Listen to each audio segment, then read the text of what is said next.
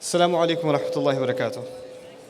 الحمد لله رب العالمين والصلاة والسلام على سيد الأنبياء والمرسلين وعلى آله وصحبه أجمعين ثم أما بعد فأعوذ بالله من الشيطان الرجيم فأما من خاف مقام ربه ونهى النفس عن الهوى فإن الجنة هي المأوى اللهم أدخلنا في الجنة. I want to talk about the fear of Allah Azza wa Jal in this 30-minute or less session that we have together. But before I do, I want to share with you some obstacles that you and I face in dealing with this subject in a healthy way. First and foremost, there are different kinds of people in the audience and obviously within the Muslim community also. There are people at different levels in their relationship with Allah. There are youth that are maybe here at this conference, my guess is most of them aren't here, that aren't even remotely religiously affiliated. That, as they were coming up, even if they were coming up in a Muslim household, the religion wasn't emphasized that much, and they don't see the need, not even for the Jumu'ah prayer, even on the Fridays that they're off of school. They don't see the need to go. And their parents, as these kids are becoming teenagers and growing a little older, they're starting to feel the need to bring religion into the lives of these children because they realize the impact it's having on their character now than they ever did before. So it's a state of emergency in certain families. That's one kind of person. But another kind of, or category of Muslims, especially younger Muslims, are Muslims that had some sort of an awakening. And you started turning towards the religion, and one of the things that brought you here to this conference is perhaps maybe a lot of you even came without your family. You came on your own, you came with a bunch of friends because you wanted to feel connected to a larger Muslim community. You wanted to be part of or meet with scholars and speakers and feel rejuvenated. It's a way of refreshing your iman, and I really appreciate that about conferences. At the end of I've been coming to conferences since I can remember, my entire adult life. And people complain sometimes, well, in conferences you only get a 20-minute speech or a 30-minute speech, and there's too many programs going on. You don't even learn anything because the topics are all over the place. And I've always believed that's not the point. It's the halal party of the year. That is what a conference is. So if you're coming here with friends and you attend, okay, you heard a little bit of good advice. You didn't come here to learn. Please don't be offended. Other people, shuyukh, have a lot of great wisdom and knowledge to offer. But really, guys, you're sitting here, half the time you're on your phone. So you're not here to learn. Let's be honest with ourselves. We're here to get a little bit of good advice, inshallah ta'ala. Get a good vibe and feel good about being Muslims that have come together for something good. And inshallah ta'ala, leave with a positive spirit to do something more with our lives after we leave. And that in and of itself is a worthy goal. It's a worthy goal. I don't think that the only goal for Muslims is to learn. I don't think that. I do think coming together and feeling inspired. I bring my kids every year because I want them to see all kinds of weird Muslims walking around. And they say, that one's Muslim too. And I say, yep, that one too. I want them to feel that. But as we grow in our religion, one of the things that starts happening is we start talking about the problem of the Muslims, the problem of the masjid, the problem of the world, the problem of politics, the problem of, da'wah in America, the problem of some brothers and sisters on my college campus who don't do this and don't do that. And brother, I was talking to this one Muslim who doesn't pray. How do I convince him, etc., etc. Problems, problems, problems, and they're usually somebody else's problems, and you're trying to figure out the solution to everybody else's problems. In other words, the more religiously awakened you get, after a while, your concerns shift from predominantly being concerns about yourself to concerns about others. You just worry about others as though you have already been resolved. That territory has already been conquered. Now it's time to move on and help somebody else. May Allah help those Muslims, brother. Those guys from the Pakistan Student Association. Why aren't they in the MSA, the ones that are already 1 foot into Jannah? Why aren't they there? Why aren't they at the neighbor net? Why aren't they at this program or that? Or why aren't they showing at the conferences? What can we do for them? Well, first and foremost, we have to do something for us. And that's what this conversation of fear is about. I'm trying to address all of these different kinds of audiences, and there are even more categories. But let me tell you something. The more you're out there in activism and doing things, there's a very natural tendency to forget about yourself. You start getting concerned with the organization that you're serving, with the program that you're putting together, with whatever activity, and you start losing yourself in the process. At the same time, there's another problem. And this problem is across humanity, and Muslims are no exception. You know, there's a certain perception you have of me, whatever that's based on. But it's not the same perception that my wife or my children have of me, or what my parents have of me. It's not the same perception. They know a side of me you will never know. And I know a side of you that's just partial. We meet each other in public, we say salams to one another. Even if we speak to each other for a little bit, I don't really know you and you don't really know me. But you know what happens when we present ourselves in public and we're out there all the time meeting with people, interacting with society, and we're not by ourselves much? You know what happens? We forget that there is such a thing as also talking to yourself. There is such a thing as being reconnected with yourself. You know, we present a certain version of ourselves to the outside world. There's a certain kind of language you're not going to use at an interview. There's going to be a certain kind of tone you're going to take when you're talking to your employer or the imam of the masjid, or when you have a question with a scholar or something. There's going to be a side of you that you're going to present. And when you're among your friends, or you're at home by yourself, or you're among people that just completely know you, there's a different side of you that comes out. There's a different side of you. But you know what happens for some people? They put that face out for so long, they even forget who they really are. You become so used to presenting this version of yourself to the outside world, you don't even know what it means to look in the mirror anymore. You see someone who's not really there. We're not able to be honest with ourselves. I mean, really, how many of us have done the actual exercise of I know it sounds a little psychotic, but it's healthy. I actually happen to think it's therapeutic to talk to yourself and to be able to say to yourself, here are my shortcomings. Here is what is wrong with me. I tend to have an anger problem. I rush into things. I start things and I don't finish them. I don't give enough attention to one thing. I'm involved in too many things. I have short attention span. I am rude because when somebody's talking to me, I just start talking to somebody else. Or I can't seem to put my phone down. Or I have this addiction online that I can't get rid of. Or I have these friends, when they do the wrong thing, I don't say anything. I become a coward. I don't say anything. I don't even give them sincere advice. Or I have these late night hangouts and I keep missing Fajr. When is the last time we actually sat down and said, here is what I would like to change about my life? We're so worried about the world's problems, like we don't have any. And when you forget that you don't have problems, then the only fears you have is for others. You no longer have fears for yourself. What is a surprise then? Then when the dua is being made, when the Quran is being recited, you and I are having a hard time finding a tear to come out of the eye. Because the genuine fear is no longer there. That thought is not recurring in our minds. Hope is very powerful, but fear balances it. They have to go hand in hand. You can't have one or the other. And so this last session, I want to try to balance the equation. It's not a counter to hope. It's the balancing of that conversation. And it's a necessary part of that conversation. Our religion is not fire and brimstone, though it mentions fire and brimstone. And it does that in a very balanced way. The other problem we suffer, before we can have a healthy conversation about fear, the additional problem we suffer. One is we just keep presenting this, artificial version of ourselves. Thanks. The other problem is overstimulation.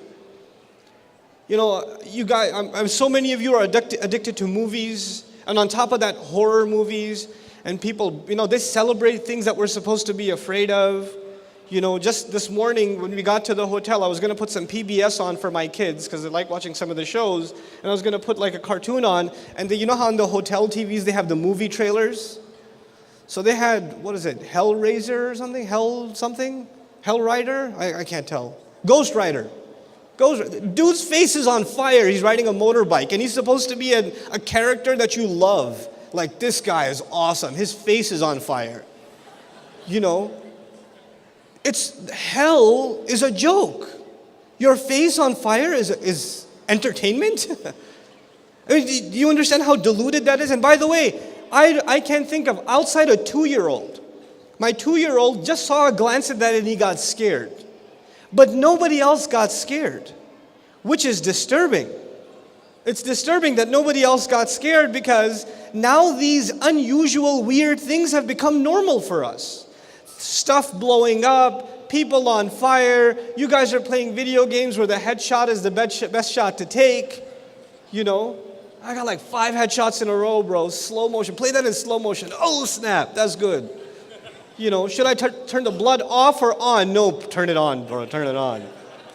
Turn the blood on, you know. You're not disturbed by that. And then some of you are addicted to these like really disturbing, gory horror flicks. And the more bloody and, you know, disgusting they are, the more you want to watch them. And on top of that, you're a vegetarian. I don't understand the reconciliation. But regardless, it is overstimulated us.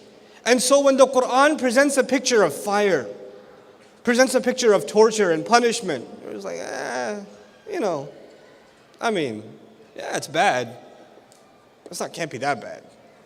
We're just overstimulated. There's nothing that affects us anymore. These words don't have an impact on us. And that's a very deep spiritual problem.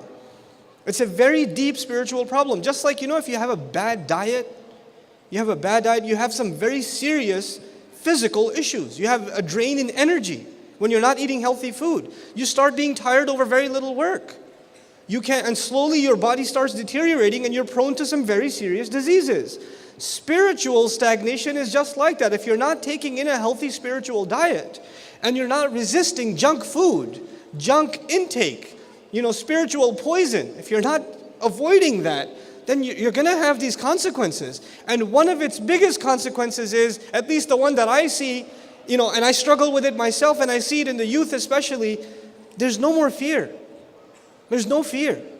And actually, even if the religion talks about fear, the first thing we do is complain about it. Like, why is the Quran... This girl came up to me and told me, why does the Quran talk about hell? And this girl, actually this happened, of all places in Boston it happened. She came up to me and she said, you know, I used to be a Muslim and I left.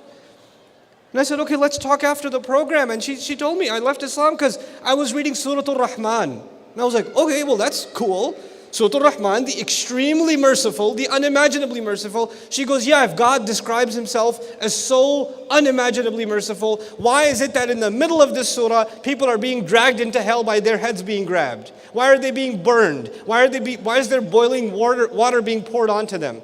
يَطُوفُ بَيْنَهَا وَبَيْنَ حَمِيمٍ آنٍ يَطُوفُونَ بَيْنَهَا وَبَيْنَ حَمِيمٍ آنٍ. They're going to be going back and forth between boiling water and torture. What kind of mercy is this? I don't understand. Oh, I'm sorry, I'll place a different order for another surah for you. You know? Because you're not comfortable with the idea. Who's talking to who here? Master is talking to slave. This is not a book that you need to review on Amazon.com that you say, I like most of it, but this hellfire stuff was a little, I give it 2 stars for that. Because you're in a position to judge what is good and what isn't good. You know? And you don't like to feel scared. You know, and she said, I just couldn't believe that God would create a hell. So I don't like fear. I don't like it to the point where if a religion makes me feel it even a little bit, then that religion makes me uncomfortable. Wow, that's your state.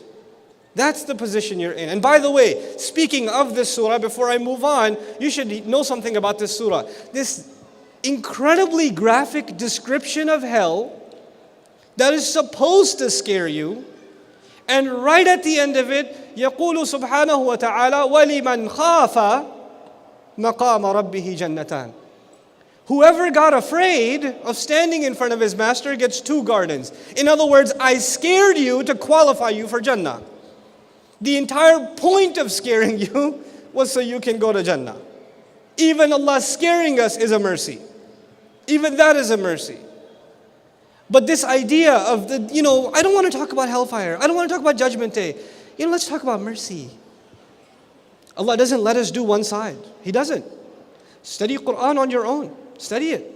You'll never find a surah that just presents one side of the picture. Allah always balances the equation. And we're naturally supposed to be people that fear Allah Azza wa Jalla and do an accounting of ourselves. There are many words in the Quran that describe fear.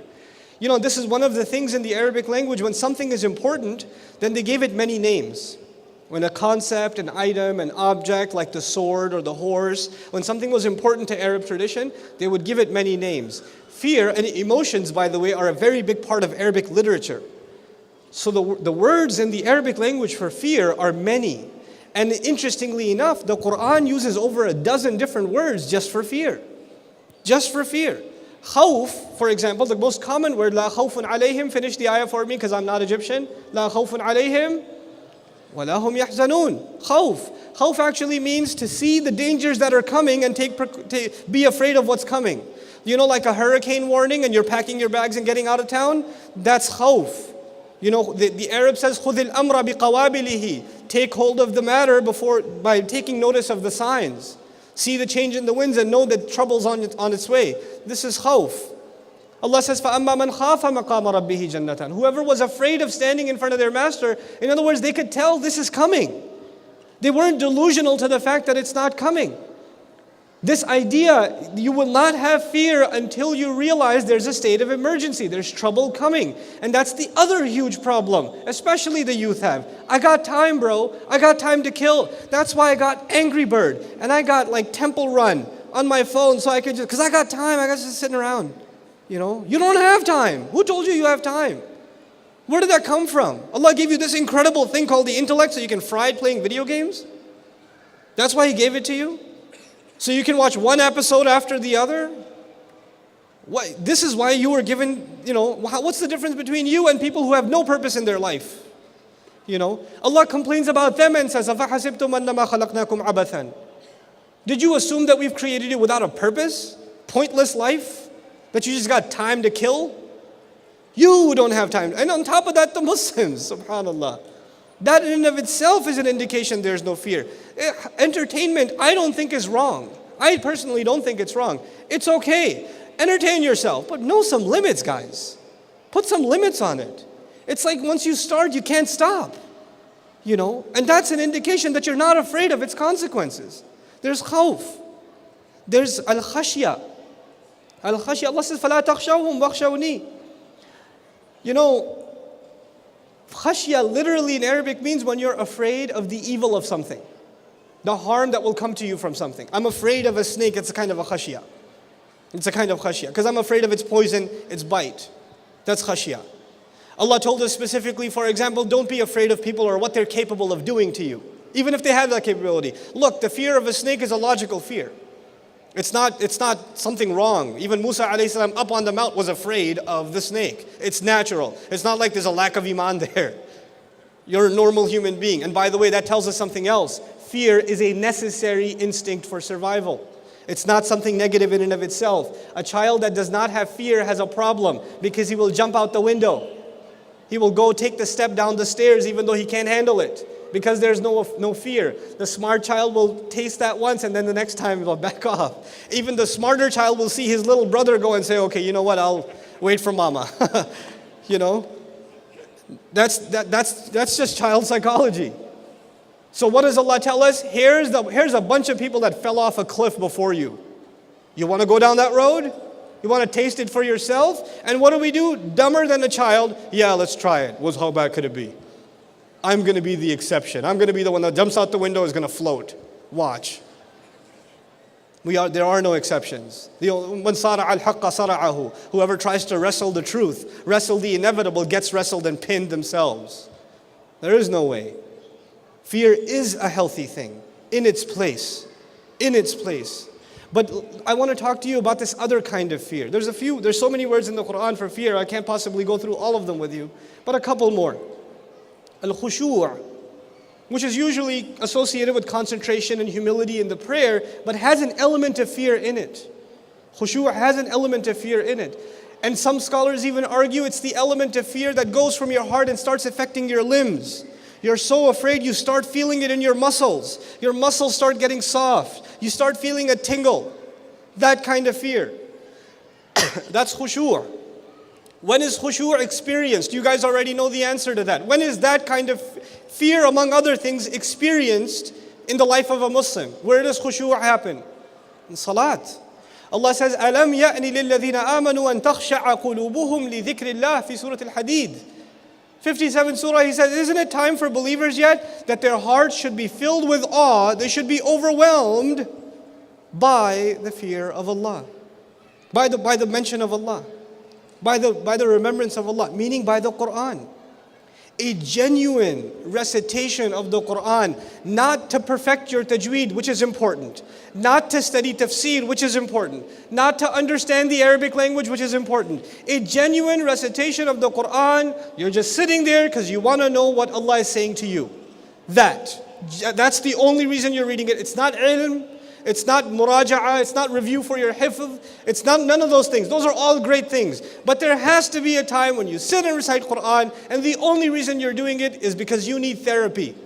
That's the only reason you're doing it.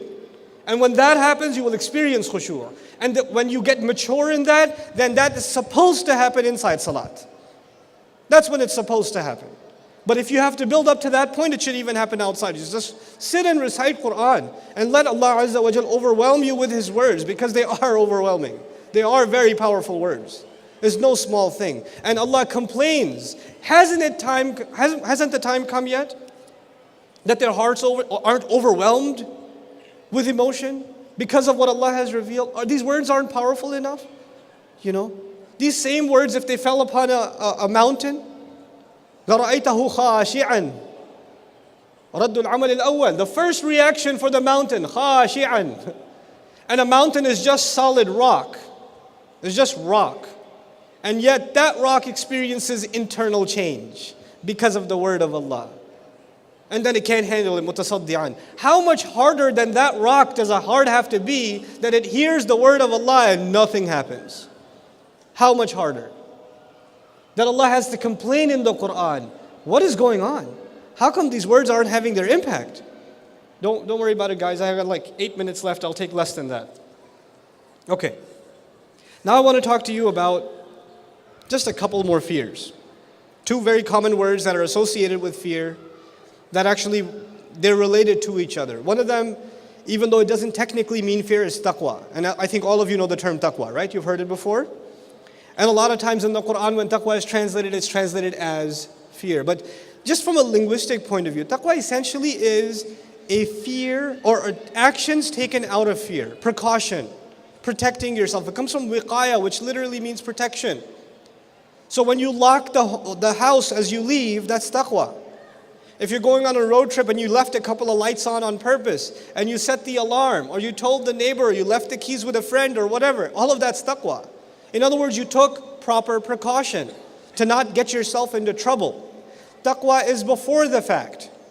Taqwa is before the fact. In other words, you don't want to get yourself into trouble. You don't want to, get a ticket, so you slow down before the red light comes.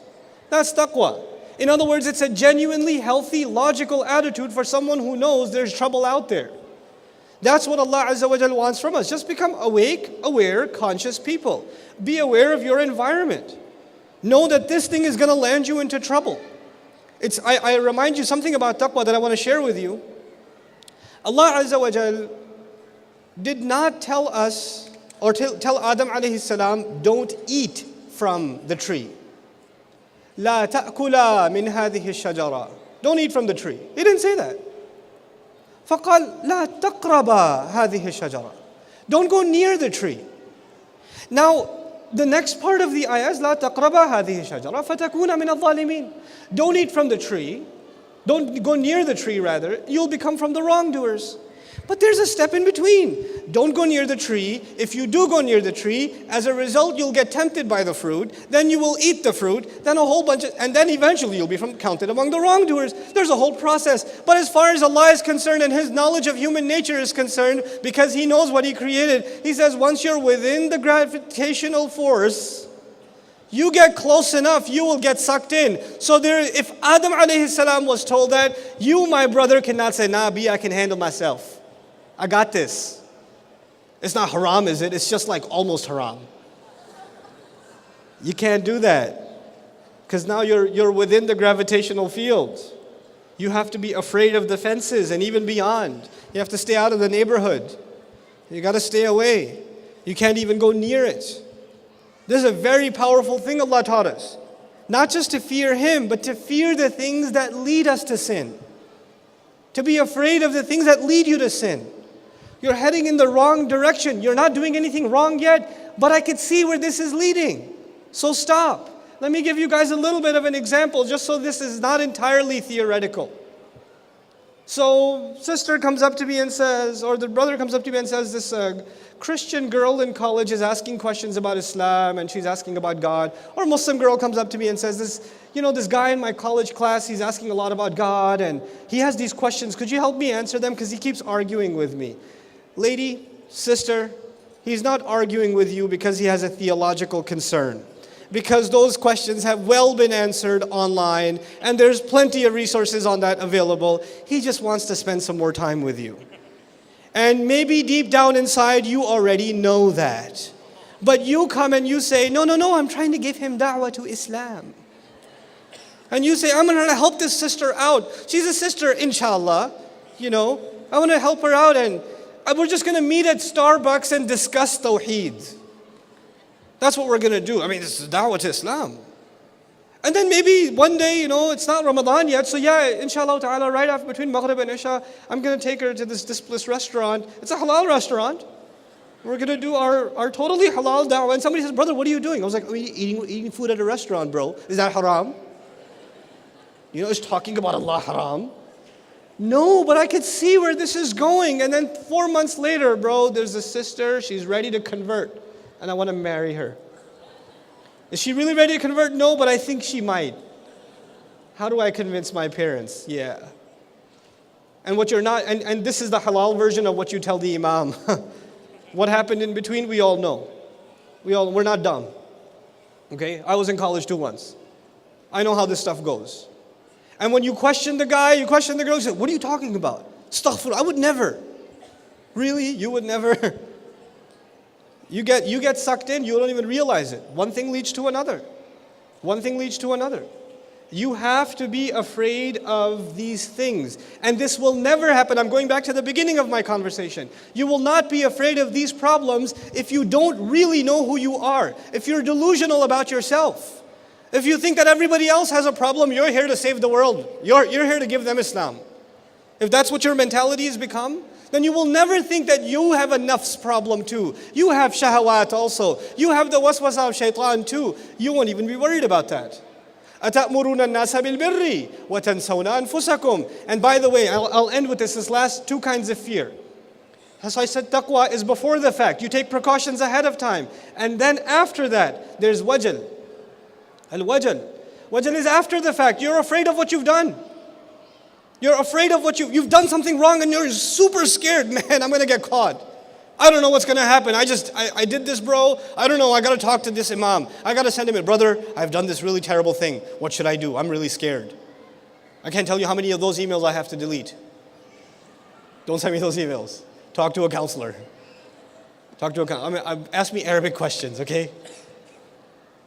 But wajal is after the fact. So Allah says, إِذَا ذُكِرَ اللَّهُ وَجِلَتْ قُلُوبُهُمْ. When Allah is mentioned, when Allah is remembered, their hearts start trembling out of fear over what they have already done. In other words, standing in salat, reciting Quran, khushu' and wajal. Wajal meaning your heart starts getting overwhelmed. Man, Allah Azza wa Jal just said, وَالَّذِينَ هُمْ عَنِ اللَّغْوِ مُعْرِضُونَ. They stay away from useless conversation. I just finished one. Oh.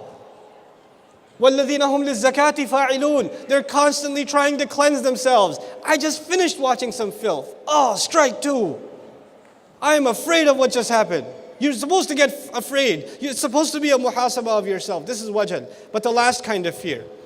I find this fascinating. Of the many kinds of fear, I just want to talk to you about this one. This is called ar-rahab. Ar-rahab. Ra, ha, and ba. From it we get the word rahbaniyya.